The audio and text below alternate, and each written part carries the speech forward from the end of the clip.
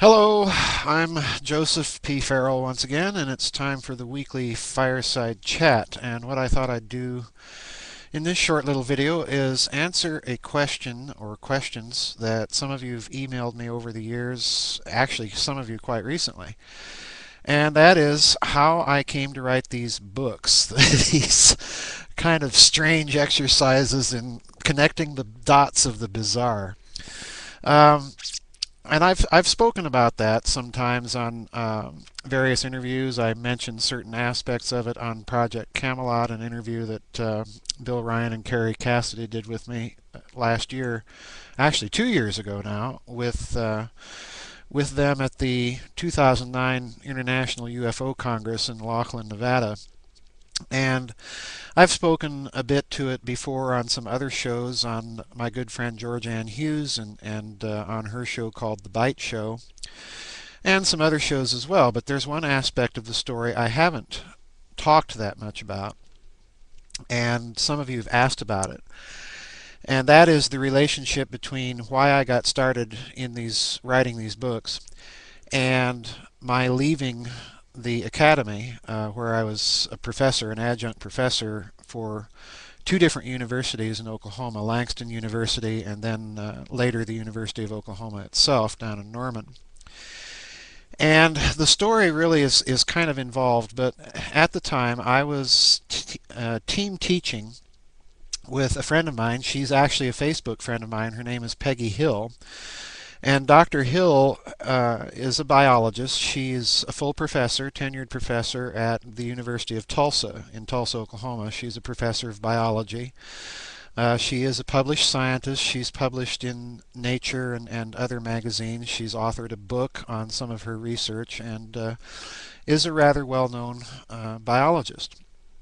But anyway, she and I had, in our tenure as professors for the University of Oklahoma, she and I had a team-taught seminar that was an interdisciplinary seminar.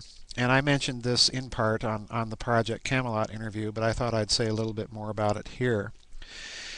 And she and I took this interdisciplinary seminar and we kind of divvied up the subjects. And she and I had also shared quite an interest in esoteric topics and in our mutual dislike or suspicion that some of the standard academic models of ancient history and explanations for certain things like the Egyptians building the Great Pyramid with all that fantastic optical precision and all the mathematical analogs that are built into the structure, doing all of that with copper saws and all the other technological nonsense and paraphernalia that Egyptologists use to explain the structure.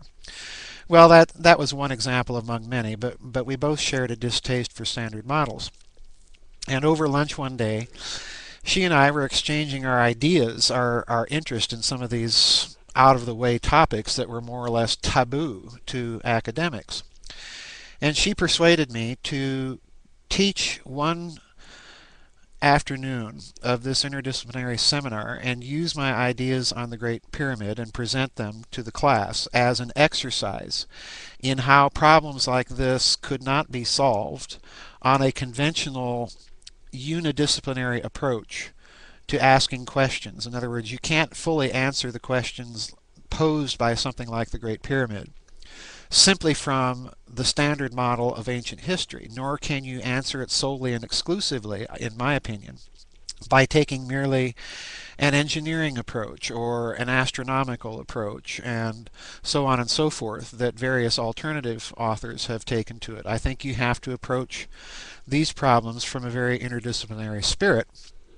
So she persuaded me to do this. I proceeded to give the lecture to the class, and much to my surprise, the class really enjoyed it, and that really caught me by surprise. And as a result of that, Dr. Hill persuaded me, and another friend of mine at the time, persuaded me that I should write my ideas up in a book. And that, of course, eventually became the Giza Death Star, which was the first book that started me off in this alternative series of research.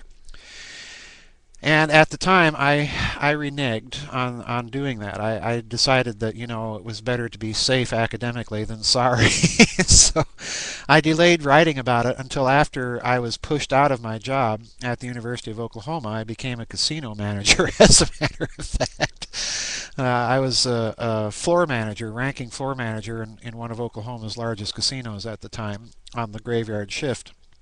And as a result of severing my ties with academia, Dr. Hill and my friend persuaded me that, well, now's the time. You have no excuse not to write up your ideas. And that, of course, eventually became the Giza Death Star.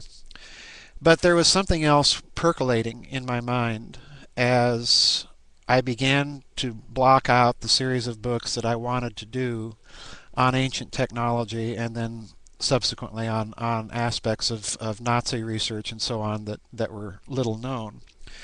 And that is that I had become, during my period as a college professor, very, very disenchanted with the way that public education, and in particular higher education, was going. It seemed to me, and it still does seem to me, that our manufacturing line, assembly line system of education is failing in one major respect, and that respect is perhaps best exemplified by the idea of standardized tests. The little the little things that you fill out. You take your number 2 lead pencils and you make sure you fill in the oval and don't go over the line. These kinds of tests prepackage answers, and you're supposed to select the best answer, and so on and so forth. Well, in my college teaching days, I would never ever give a multiple choice exam. In fact, I was persuaded to give a multiple choice exam only once.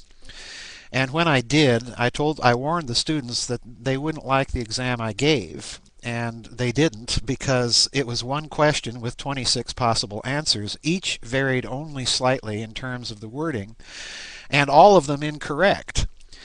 And there was only one student out of that whole group of students that came up to me and said, "Dr. Farrell, I hate to tell you, but all of these answers are incorrect."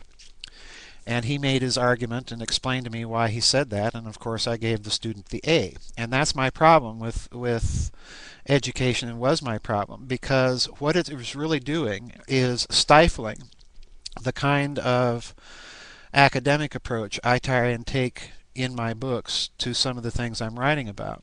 I'm the first person to admit that what I'm doing is argued speculation, and in all of my books. I don't hold my ideas dogmatically. I certainly argue them. I certainly stand by them. I certainly passionately defend them. But that doesn't mean I view them as the last word, and nor should anyone else. And I certainly don't think that other authors in this field do not have legitimate things to say. I think we're all striving to replace standard models that have become current and regnant in the academy with something else. In other words, I think we're in the middle of two things. I think we're in the middle of a paradigm shift in terms of education, and I think we're also in the midst of a paradigm shift in the terms of the standard models for history, for science, and things like that, that have held sway in education. So in other words, to me, this research I'm doing is part of a much bigger picture. It's part of a much bigger cultural transition, so to speak. And I think that eventually, once we're on the other side of it, I think we're eventually going to see some aspects of the old are retained, some aspects of the new are incorporated into it. In other words, this is an ongoing process, and that's why I plot out my books 2 or 3 books ahead of what's actually published, and in fact even 2 or 3 books ahead of what I'm actually writing at a given moment. So that brings us to the end of this little fireside chat. I do want to update people a little bit about what's going on with the website. My webmaster, Daniel Degree, and I recorded last week on Sunday night about a 4-hour long kind of televised interview. We're still in the process of editing that. I'll let everybody know once that's up and available. We haven't really decided whether or not we're going to put it in the members only area on the website, or put it in the public area, or perhaps splice it up and put part of it in one and part of it in the other. We haven't really decided that yet.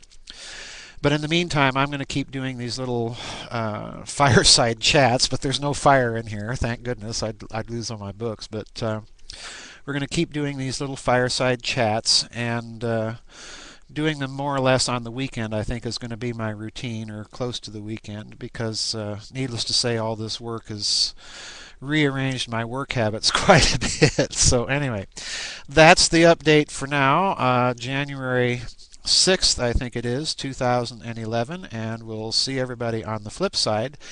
If there's anything you want me to comment about or talk about in these little public videos, just drop me a line at my website, and I'll see what I can do. Anyway, bye-bye, everybody.